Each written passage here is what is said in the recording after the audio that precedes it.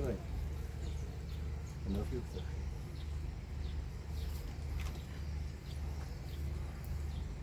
Dis die hartseer van die wêreld waarin ons leef.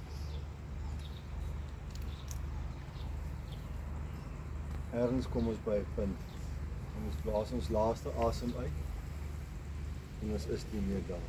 Staan langs die maal vas.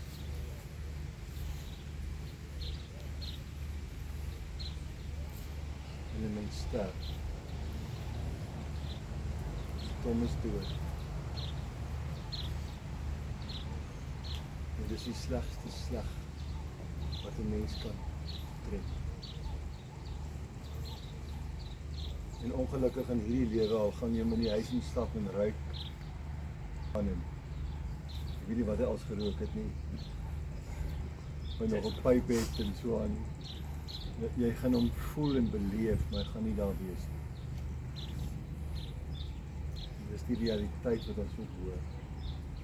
Oupa gaan nooit weer vir julle drukkies kan gee en julle laat jag op. Weil loop ek sidecar. Nooit.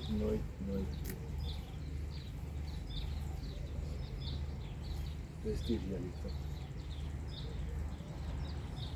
Maar dat is 'n ander realiteit. Dis nie hy nie. Hy het opgestaan, hy leef. Hy is by Rikus en hy is by God. En hy haal asem. Sonder moeite. Meer as 20 tree. Hy is gelukkig.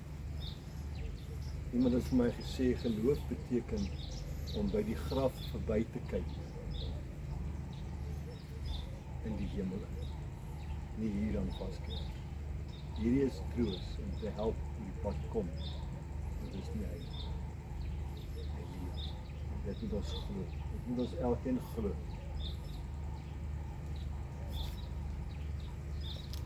Ek gaan die geloofsbelijdenis vir ons lees. Dit wat ons onwrikbaar aan vashou.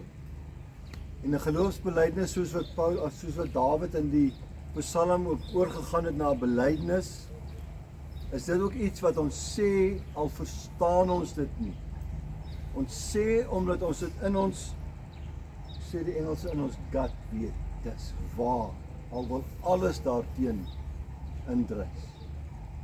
Ek lees, ek glo in God die Vader, die Almagtige, die Skepper van die hemel en die aarde, en in Jesus Christus, sy eniggebore Seun, ons Here, wat ontvang is van die Heilige Gees, wat gebore is uit die maagd Maria, wat gelei het onder Pontius Pilatus, wat gekruisig is, gesterf het en begrawe is, en ter helle neergedaal het, wat op die derde dag weer opgestaan het uit die dode, wat opgevaar het na die hemel en sit aan die regterhand van God, die Almagtige Vader, vanwaar hy sal kom om te oordeel die wat nog lewe en die wat reeds gesterf het.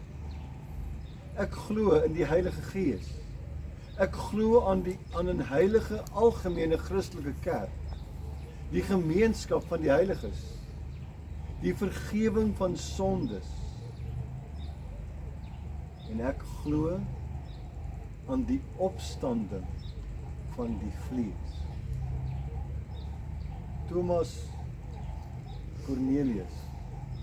Cornelius, Thomas Cornelius, dis die lewe, maak foute, God maar leef, sy vlees het opgestaan, daaraan moet ons vas. En ek glo aan 'n ewige lewe. Ons gaan nou luister na die Onse Vader. Ons gaan saam sing as julle wil.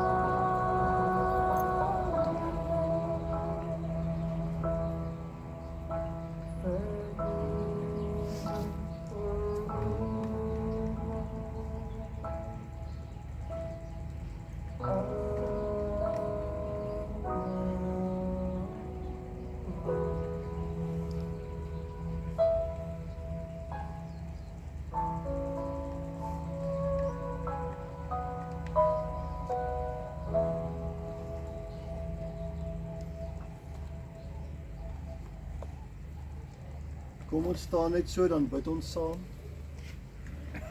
Here God,